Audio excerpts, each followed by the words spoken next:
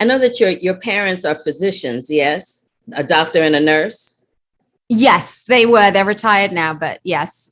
So I'm just wondering, as you began to embark upon this type of role that is very clinical in a medical kind of way, did you look to them at all for a little bit of advice on You how to know, approach Sophie?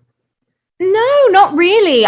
We never really approached it as anything clinical. I think that, I very much approached it as a mystery, as a psychological thriller, and the story coming from Veronica West's rich and genius imagination. She was the first source material because the scripts were just so layered and rich. So yeah, I think, I always try and find a way in emotionally, and obviously what Sophie's dealing with psychologically, and with her memory loss, we did do some research on that, but no, that's not really an area that my parents specialized in, so it wouldn't have been useful. Well, I saw that. I'm like, let me just ask. You never know. You never know. Speaking of layered and rich, your performance of Sophie was exactly that. It was very layered and nuanced and rich. And you are such a master at taking something that I'm sure on paper looks one way, but then you bring it to life in a way that I'm pretty sure the creators never even saw coming. So congratulations to you for that. Because honey, I'm telling you, I had whiplash. I'm just saying. Oh. So what would you do? What would Gugu do if you had the opportunity to rediscover who you are from scratch? Oh my God. Well, that's the big question, isn't it? I mean, I'm sure that's going to be the question audiences are asking when they watch the show. It's impossible to know, isn't it? Because I think, with Sophie's dilemma, if you really don't know who you are, what context is everything, we become our journey, we become our story helps define us and put us in a time and a place.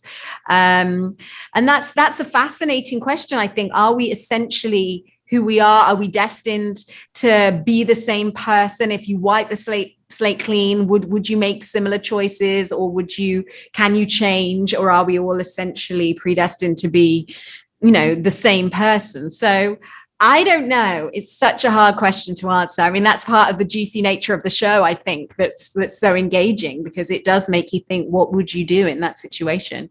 Yeah, there's even a moment where Sophie says, she says something, we all have secrets from our family and friends. Sounds like, ooh, we kind of do. Like everyone has a life, has a part of their life that they keep close to the vest, that they don't share with anybody, that part that's kind of hidden. As to who we really, really are. So I think that speaks perfectly to what you just communicated. Perfectly, perfectly, perfectly. Yeah. The word surface. In this series, we deal with a woman who we think is having issues below the surface, and literally below the surface in the water. But she's literally having issues with the surface of her life. And I just wanted you to speak to that ideology just a little bit, because the series is deep. This is the type of show that it's not going to be something that people are going to watch and go, yeah, I'd seen that before. You know what it reminded me of? Do you remember that psychological thriller, What Lies Beneath, with Michelle Pfeiffer and Harrison Ford? If you have oh my gosh, I don't know if I've seen it, but I've heard of it. Yeah. This very much reminds me of that. And it would that just like surfaces, that was no one thing. Like you didn't look at it and you went, oh, yep, no, it was not that.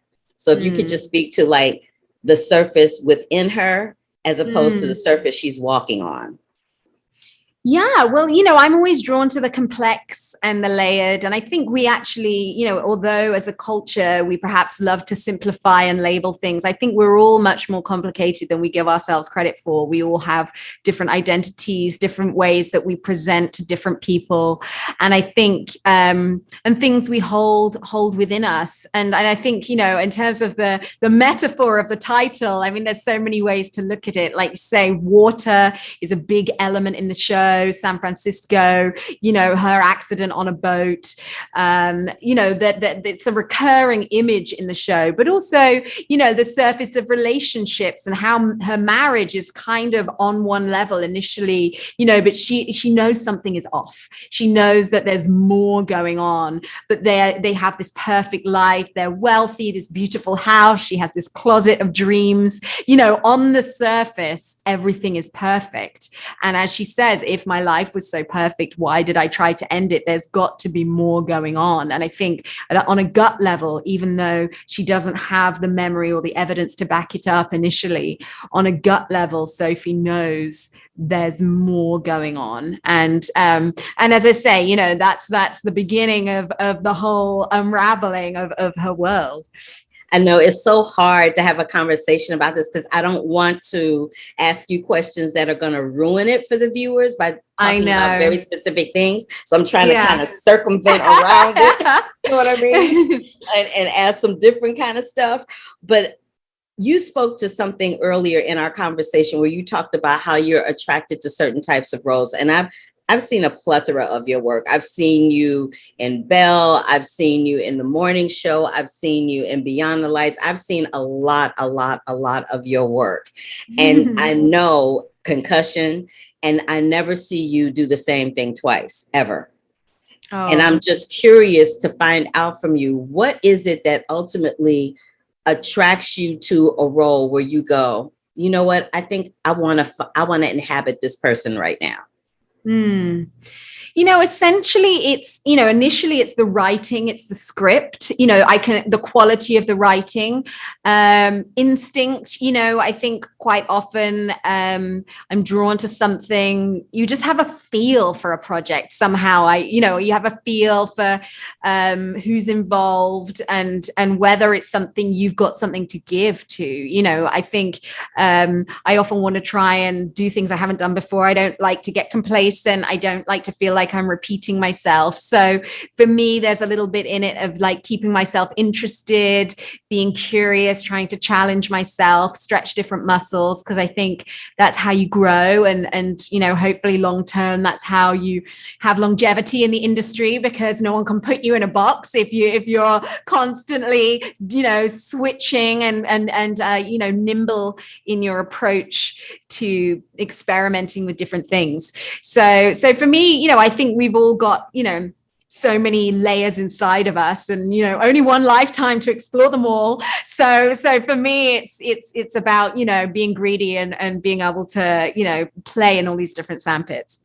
Well, listen, you're not boring me, and I'm sure you're not boring the audience, because Diva, you're like a boomerang. You just keep flying and flying and flying, and we never know whose neck you're gonna swirl around. And I am all of it. But in the little bit of time we have left, I want to talk to you about your goodwill ambassadorship for the United Nations regarding refugees. If you could just speak to that, I want to make sure that our viewers and our listeners are aware of your work and how we can help.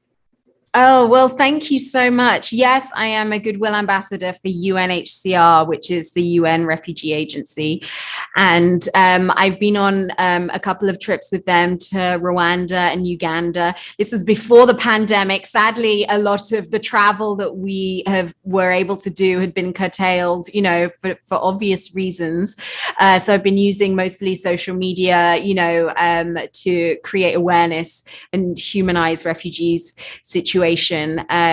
So I'm hoping, you know, to take another trip come the fall when I'm free from work.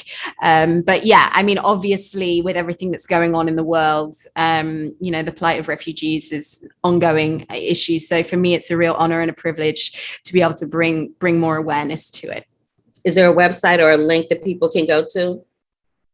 The UNHCR has a website. It's actually on my Instagram, on my bio. So it's all there. Good. I just wanted to make sure everybody knew where to find it. Thank you, Gugu Mbatha-Raw, for talking to me, Carla Renata, for the Cherry Picks. We so appreciate you. Loved your work and surface, and we're looking forward to many more things coming from you to us.